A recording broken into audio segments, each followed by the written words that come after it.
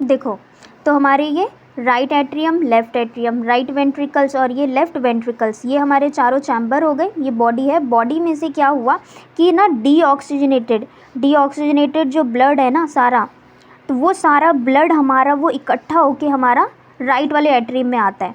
तो ये जो किसके थ्रू आया, ये आया वेना कैवा के थ्रू। वेना कैवा के थ्रू हमारे पूरे बॉडी से राइट एट्रियम में आ जाता है। राइट एट्रियम से फिर वो पूरा जो ब्लड होता है ना वो राइट वेंट्रिकुलर में आता है। तो यहाँ पे भी एक वॉल्व है, इस वॉल्व का नाम है हमारा क्या, ट्राइकस्पिड वॉल्व। ट्राइकस्पिड वॉल्व और इसी को ये एट्रियम और वेंट्रिकुलर के बीच में है, तो इसीलिए हम इसको एवी वॉल्व भी बोलते हैं। राइट साइड पे है तो ये राइट एट्रियोवेंट्रिकुलर वॉल्व इसको हम बोलते हैं। ठीक है, अब ये जब ये ब्लड एट्रियम से वॉल्व में या राइट वाले वेंट्रिकल्स में आया, तो ये राइट वेंट्रिकल से वो कहाँ जाता है, हमारे लंग्स में जाता है। ठीक है, यही डीऑक्सीनेटेड ब्लड हमारा वेंट्रिकल से हमारा इधर जाएगा लंग्स में। अब ये लंग्स में किसके थ्रू जाएगा, पल्मोनरी आर्टरी के थ्रू जाएगा। पल्मोनरी आर्टरी के थ्रू जाएगा। अब पल्मोनरी आर्टरी के थ्रू जाएगा तो इधर भी तो एक हमारा वॉल्व होगा ताकि ये जो है वेंट्रिकल से ब्लड दोबारा से इसमें बैक फ्लो ना हो जाए। तो यहाँ पे मैं लिख रही हूँ, इसको बोलते हैं हम, ऐसे वॉल्व को बोलते हैं सेमी ल्यूनर वॉल्व। तो अगर ये राइट वेंट्रिकुलर और हमारे लंग्स के बीच में है, पल्मोनरी आर्टरी के बीच में है, ये हमारा ये वाला जो वॉल्व होता है राइट वेंट्रिकुलर और पल्मोनरी आर्टरी के बीच में होता है। ठीक है, राइट वेंट्रिकुलर और हमारे पल्मोनरी आर्टरी के बीच में होता है। तो इस वॉल्व को बोलते हैं हम क्या, इसको बोलते हैं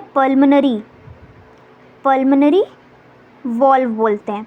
ठीक है, ये आ गया लंग्स में। अब लंग्स में सारा जो ब्लड है वो ऑक्सीजनेटेड हो गया तो वो हमारा इसमें आ गया, लेफ्ट वाले एट्रियम में आ गया। अब ये पल्मोनरी आर्टरी से गया तो पल्मोनरी वेन से हमारा वो लेफ़्ट वाले एट्रियम में आ गया। अब लेफ़्ट वाले एट्रियम से वो ब्लड कहाँ जाएगा, हमारे लेफ़्ट वेंट्रिकल में।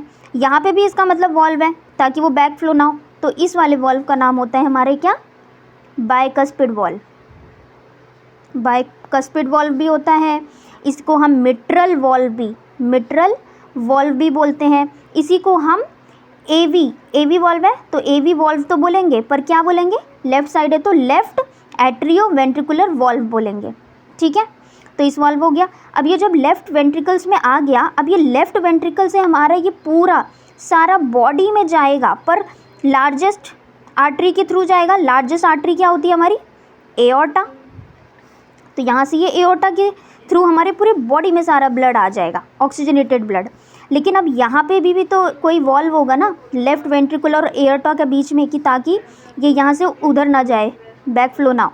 तो यहाँ पे जो वॉल्व होगा उस वॉल्व को बोलेंगे, यानी कि जो लेफ़्ट वेंट्रिकुलर एंड एओर्टा के बीच में होगा उस वॉल्व का नाम होगा हमारा एओर्टिक वॉल्व।